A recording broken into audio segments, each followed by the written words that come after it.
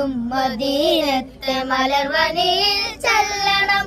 മധുമലരാം മഹബൂബിൻ N സലാം പറയണം. മമതാവും തീരുവോളം ആ പ്രഭയിൽ നിൽക്കണം.